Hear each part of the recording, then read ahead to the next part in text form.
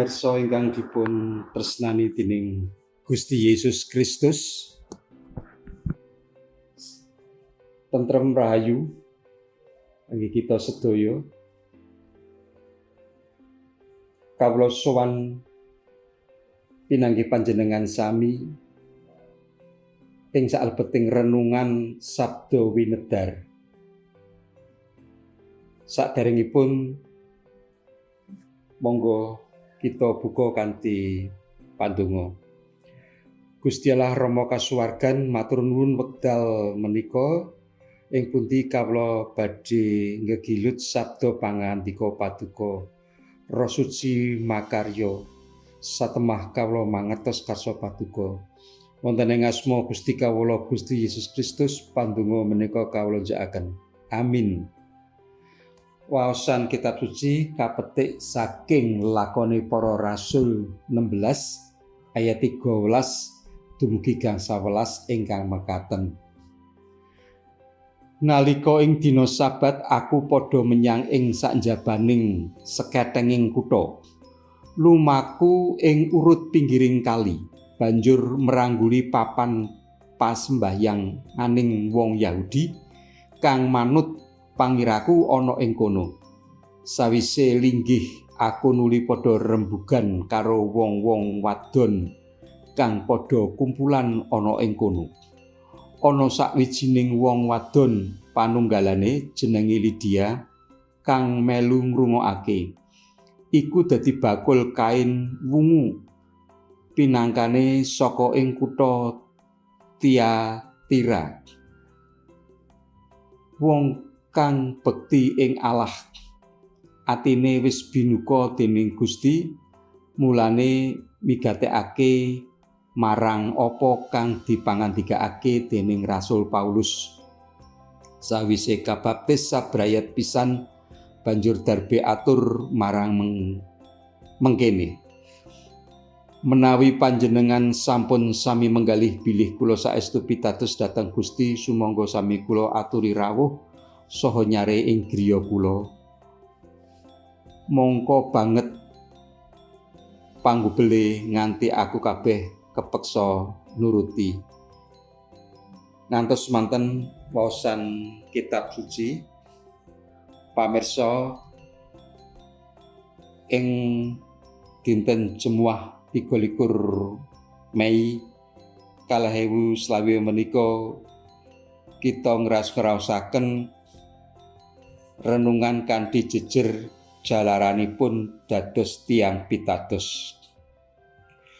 Kathah paseksi kados pundi tetiyang kok ngantos dados tiyang Kristen. Pitados dhateng Gusti Yesus Kristus Sang Juru Wilujengipun. Wanci menika kita nampi paseksi ingkang dipun cariyosaken dening Lukas bab wontenipun tiyang estri nama Lidia. Bakul kain wungu ing kitha Tiatira. Tiyang wau cetha tiyang Yahudi ingkang lembing lempak sesarengan ibu-ibu sanesipun ing sinagoge tawi papan pangibadah Yahudi. Ibu Lidia menika bekti ing Allah, mursid. Tegesipun gesang miturut angger-anggering Toret.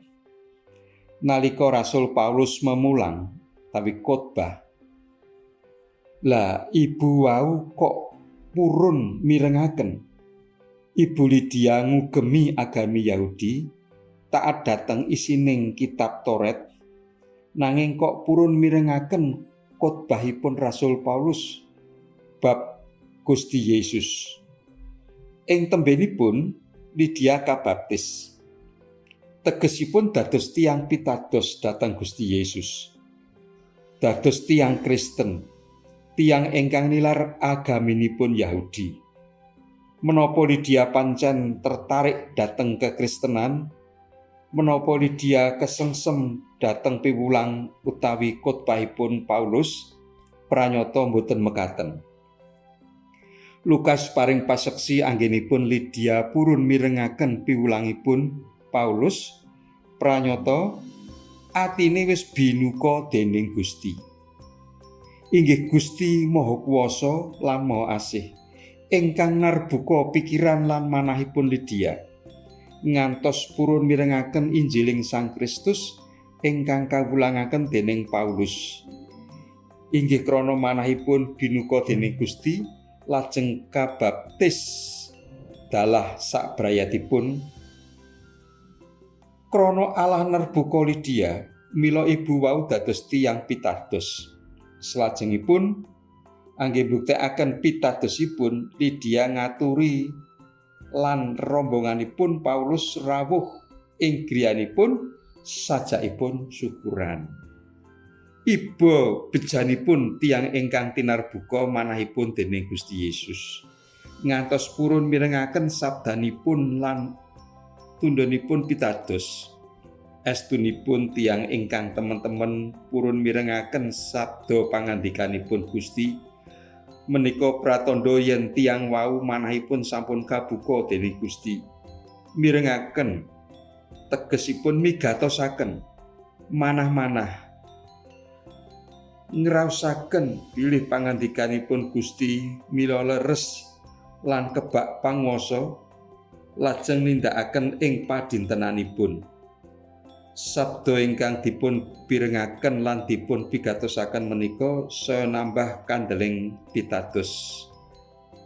Iman boten badhe miyar-miyur ngadepi sedaya jenising godhan.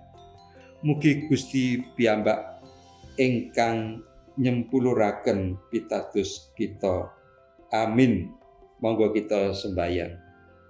Matur nuwun Duh Gusti, kula sampun nampi seserepan ing wanci menika kados pundi manah ingkang tinerbuka sangsaya mbikak dumateng pakaryaning Allah.